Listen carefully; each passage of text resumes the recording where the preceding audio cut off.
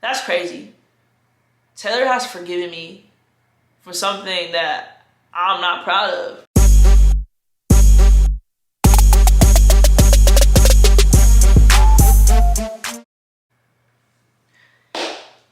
Hey y'all, welcome back to my girlfriend's channel, Morganbleu. This is your girl, Justice, also known as Defining Justice, Morganbleu's girlfriend. Her name's Taylor, so for this video, I'm going to call her, well, I think I always call her Taylor, but for this video, we're gonna be a little bit more intimate and real, and I want to be a little bit vulnerable. So my girlfriend's out of town, and I wanted to do this video to surprise her, and let her know how appreciative I am and how blessed I am, incredibly blessed to call her my girlfriend. So I'm going to discuss today the 3 reasons why Taylor is my person, why I'm proud to call her my girlfriend, why she's the one for me, why she's my person. And when I say 3 reasons, I mean that I'm going to use 3 words to describe my why. And I'm going to open up a little bit, and I hope I don't get too emotional. I got the champagne right here, just in case. But also, let's get me comfortable. And I want to talk to my girlfriend about why I love her. So Taylor, I love you. And when you watch this video, I hope it brings a smile to your face and motivates you and lets you know that you're appreciated, that you're valued, that I love you despite what our past looks like, despite what critics have to say, despite what the world has to say about our being. I love you, and I be always yours. All right, so the first reason or word that describes the why behind Taylor, my Morganbleu, being the most incredible woman, and more specifically the most incredible woman for me, is unconditional. That's the first word. I have never met a woman who loves me as unconditionally, right? I never met a woman who loves me as unconditionally as my family, as my grandmother, as my mother, as my sister. And the thing about love, especially love in our generation, and just like in love in the ways that I've dated with women before Taylor, and even at times when my actions showed that I love Taylor, right? It was very set on, you gotta look a certain way, you gotta fit a certain box, you gotta be my type in every capacity, like you gotta be good at career, your faith has to look this way, like that, like your body has to be like this, you gotta be, your makeup and hair gotta look like this. And unfortunately, some people don't want to admit, but we all have it about us where we build a mold of the perfection. And we fall into lust with people and get in relationships based off of that one little thing that intrigues us, or maybe several things that intrigues us and cause us to be infatuated. And then when the going gets tough and when people get comfortable, we like dip out when something is like, you gain a little weight, or oh wait, you deal with problems this way, or your family got this in the closet. We choose to bounce. My girlfriend looked at me, saw all my flaws and then some, and chose to love me anyhow, bro. Like, that was crazy. Taylor is the most unconditional, selfless person I've ever known. She would make sure, if you was to come over to our house, if I was to invite you to our apartment, she will cook, and she will ask you a million times if you need anything. If she's going to get a drink, she will ask you if you want one. She will clean everything spotless, as you should, right, when you have guests. She would, like, just check on you a million times to make sure that you're comfortable. She's selfless. And for me, that selfishness comes with unconditional love. I am a mess sometimes. To be honest with y'all, I can be very controlling. I'm a very dominant being. I was raised with a lot of dominant and strong personalities. I was raised with instability, which gave me insecurity about life sometimes as a child, coming and being raised, well, not being born through teen parents. Like, my mom was 15 when she had me. My dad was like 17, 18. They were kids, and my grandmother stepped up and was that mom for both me and my mom. And then my sister 2 years later when she was born, or 1 year and 6 months, whatever it is. And so I didn't like that. Sometimes it was uncomfortable not knowing what's gonna happen, or if we're gonna be able to meet this bill and that bill. So it gave me insecurity, and it caused me to control everything around me because I want to control my end result. I want to control my life a little bit more than I was allowed to as a kid. Or if, we're not really in control of nothing low key in life. Like, life is supposed to happen how it's happening. We control only a percentage of it. But anyways, I'm a control freak. It comes out in my relationship with Taylor. I have acne that I'm insecure about. I am not in the shape that I want to be in. I'm insecure about that. Shoot, my poetry is not where I want it to be. I'm working my butt out, but it's not there, and I be in my head about it. And my girl looks at me like, you be in your head about everything. You complain, you be on edge, you control it sometimes. You're a great person, but just as damn, get it together. And she looks at me and says, I love you. When I'm an asshole, because I can be a very much so an asshole, she loves me. When I fall short of my commitment to her, we'll get more into that later, she looks at me and she loves me. When she sees that my family looks a little bit different than hers, and it comes with its own like nuances, and like, yo, my parents were teens and they're still even learning, and like, my family is also, my grandmother, who I love, is very religious, and all my families have, and that's a great thing, but it can be hard being a lesbian and bringing someone new that they're not really used to that type of big love experience. So for them to be accepting, and she loves that and loves my family. This girl is unconditional, y'all, and that's hard to come by. People be ready to dip. Now, it still comes with accountability. I gotta get my steps together. We talk about how she held me accountable and so, but she's unconditional. So the first word is unconditional. I don't want this video to be too long. So, the second word that is the reason behind my why is forgiveness. Yo, that's crazy. Taylor has forgiven me for something that I'm not proud of, right?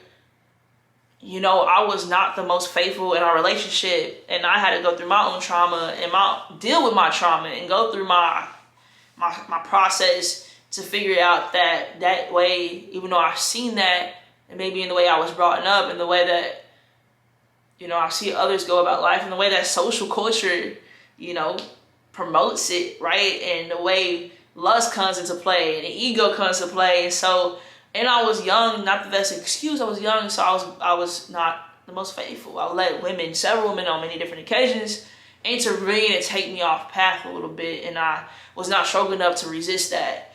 A person who unconditionally loves me, I fucked over. I, forgive my language, I did that. I messed it up. And she was able to forgive me, to see me not for my mistakes, but for who I was. And I think a lot of times it comes off as weak to people, right? I had this conversation with someone who said, oh, you cheated on someone X amount of times, like she weak.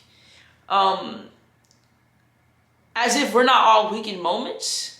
Or is it we're not strong enough to know when someone is really trying to change and offer to them forgiveness? Because at one point we've been forgiven. If you are a Christian, you know that we had someone who was flawless pay the biggest sacrifice to give us forgiveness and have the opportunity for forgiveness and repentance. So, you know, to embody a characteristic that's supposed to be, what's the word I'm looking for? That's supposed to be supernatural and holy. To have that characteristic is incredible. She's an incredible woman. I love my girlfriend. She was able to forgive me even when I couldn't forgive myself. She was able to forgive me without me sometimes always saying sorry. And I said it, but not always with my actions. And she saw something in myself that I couldn't see, that potential. And granted, a lot of us, our view gets blinded and we put up with things and you know that's not the way. But sometimes, like, you are also put in that position for a purpose. And I don't know, like, I'm not proud of what I did, and I don't think she had to give me forgiveness at all. Honestly, I don't think I deserve forgiveness, because who really does when you hurt someone? She forgave, but she held me accountable, dog. So about a year ago, I was single. About a year ago, I thought I lost her to someone else. About a year ago, she had me I was crying, I was emailing, I was blocked, I was emailing. We're going to get into I'm gonna wait till Taylor's here. She's out of town right now, is why I'm doing this video, if I didn't say that. But I'm gonna wait till Taylor's here with me for us to tell that story of infidelity and overcoming. But, bruh, I was held accountable. I couldn't sleep when she left, and I found out, you know, somebody else could have taken my place, or could have been taking my place.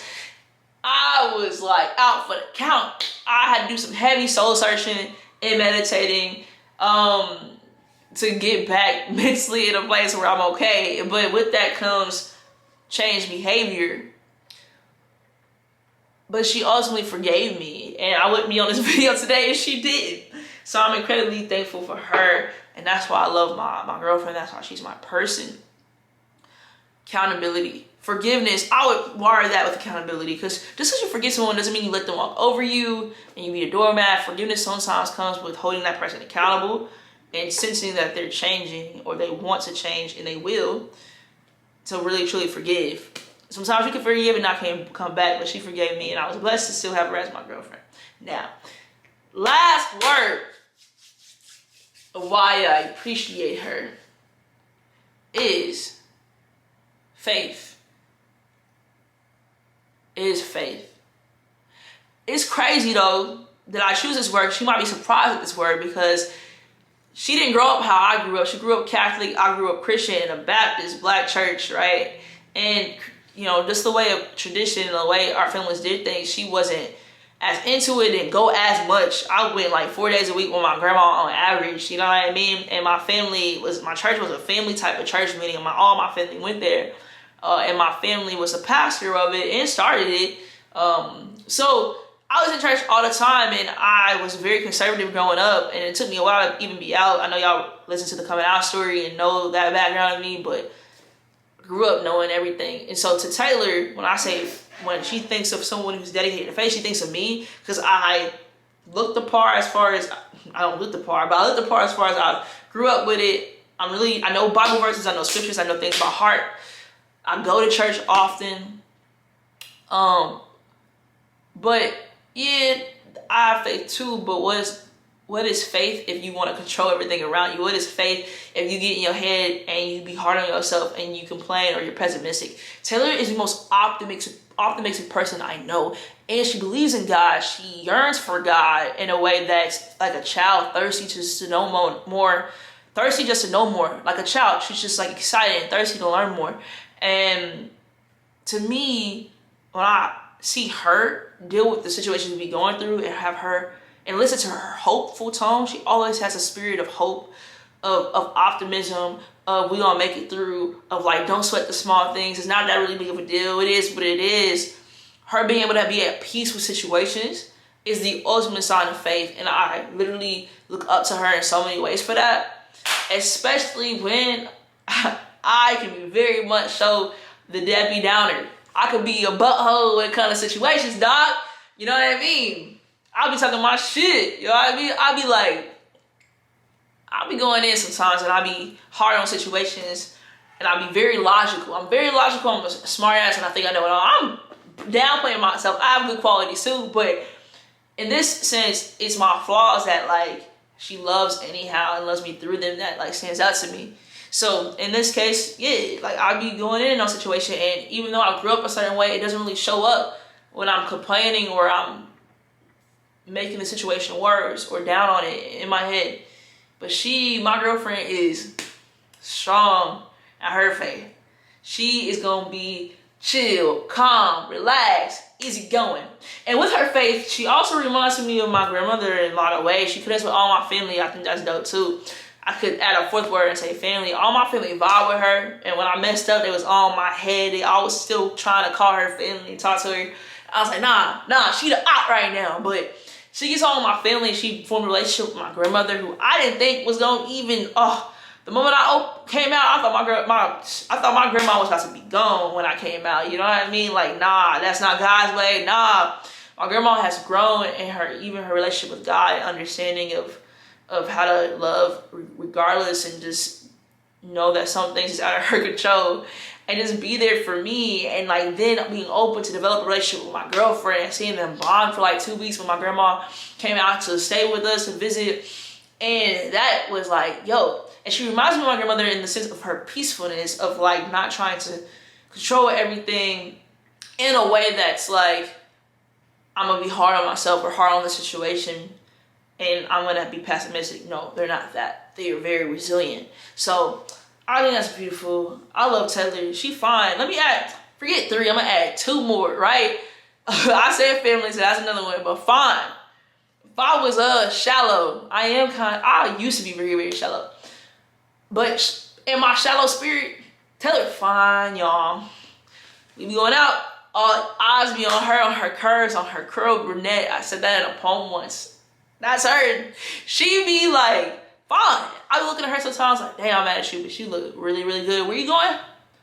Are you sure you want to leave the house looking like that? Like, and ladies, you gotta realize when your stud or when your man or whatever, when your partner, when they be on you for looking good and you think they trying to control the way you look and play into the misogynistic culture, it's really because you fine and I know it, so I know other people know it and now they gonna try you. And I don't want nobody trying mine. So like my girlfriend fine, y'all. She that fine. I be happy to be like, hold up. You looking too good for me to not be going out with you. We about to all go out girls night. I'm a girl too. Don't get it twisted. You know what I mean? So my girlfriend fine. I think she's the finest girl walking. I really do. And I know she don't think I think that all the time because, you know, you get comfortable in relationships and that's why you have to spice it up and be very intentional. We got to be very intentional on letting our partners know that we think they fine. And I think my girl the baddest, you know what I mean? So my girlfriend, man, she's amazing. She's incredible. I love you, baby. I hope you all, as y'all listen into us and come through our journey with us or just show up and watch our journey, I hope y'all can see those qualities and elements in her too and continue to stay locked in. Subscribe to her channel, you know, like it, share it, comment. Please comment if y'all want to see more of me talk more of her. I love that woman, you know what I mean? That's my person. And I'm eternally grateful for her choosing me and God choosing me to be blessed with her. So she's my gift from the Creator.